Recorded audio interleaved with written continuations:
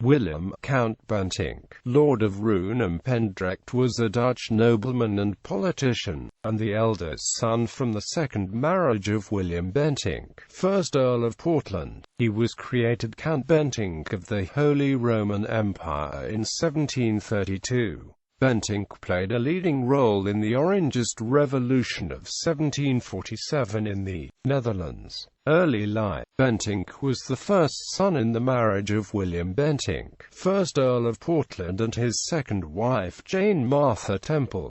There was an older brother from the first marriage, Henry Bentinck, 1st Duke of Portland. He did not inherit the English possessions of his father under the rules of primogeniture, but he and his brother Charles did inherit some of the father's Dutch estates, Willem inheriting the lordships of Rhoon and Pendrecht, which gave him a seat in the riddership, the estate of nobles in the states of Holland and West Friesland, which would become his power base in the Dutch politics of the second stadtholderless period as an Orangist partisan. In 1719, Willem and his younger brother Charles were sent to the Netherlands to complete their education under the guardianship of Johan Hendrik, Count of Wassenaar. He first enrolled at Leiden University and completed his studies in The Hague. From 1725 till 1728 he went on the usual grand tour through most of Western continental Europe. After his return to the Netherlands and his elevation to the States of Holland in 1727, he made an arranged marriage with Charlotte Sophie of Oldenburg in 1733. The social status of the spouses was considered too unequal. Bentinck bought his elevation to the rank of Imperial Count of the Holy Roman Empire in 1732 from the German Emperor. The marriage was not happy, and the wife soon entered an adulterous relationship, leading to a factual separation in 1738 and a formal divorce in 1743, after which Charlotte attempted to regain the possessions she had brought into the marriage which had been granted to Willem. This led to a series of lawsuits between the former spouses which brought eventual success to Willem, but meanwhile brought a heavy burden on his finances.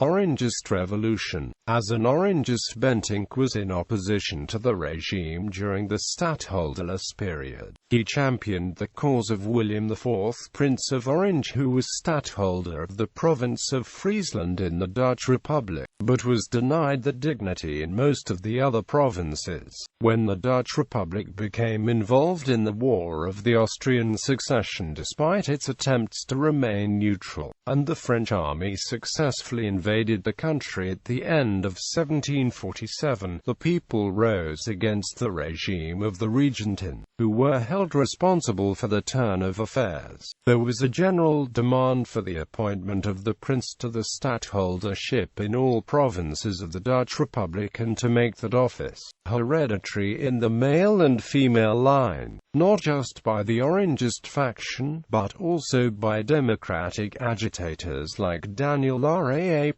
and Jean Roussat de Missy. As a leader of the Orangist opposition in the states of Holland, Bentinck adroitly manipulated the popular anger against the regents, fanning the flames on the one hand, but often intervening to save regents from mob violence, if necessary. He acted as agent of the prince in the coup in September 1748, in which the city government of Amsterdam was overturned and put in dependably Orangist hands. His political successes made him a favorite of William IV, though he met much opposition from the prince's wife, the English Anne, Princess Royal and Princess of Orange, and her Frisian favorites at the court of the stadtholder. The courtiers managed to thwart most of Bentinck's attempts at political reform.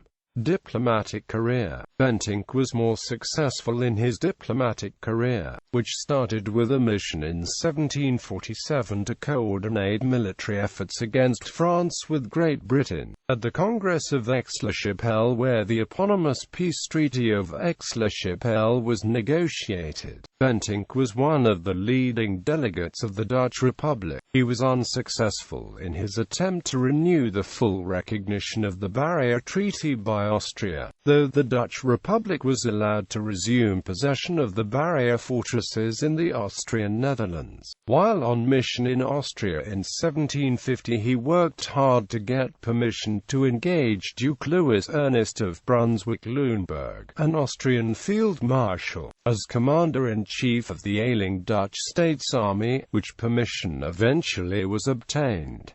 Later life. After the premature death of William IV, Bentinck was instrumental in putting the regency of the Princess Anne in place for her infant son William V, Prince of Orange, as hereditary Stadtholder General in the Dutch Republic. His relationship with the princess and her favorites remained tense, however, and Bentinck never regained his political influence. When the Duke of Brunswick gained more and more influence, Bentinck actively opposed him. He openly denounced the active advisorship which gave the Duke the factual power to continue his regency over William V, after the latter had come of age in 1766. This put an end to any illusion Bentinck might have had of regaining his old political position at the court of the Stadtholder family. Willem Bentinck was the father of the British naval officer and mechanical inventor John Bentinck.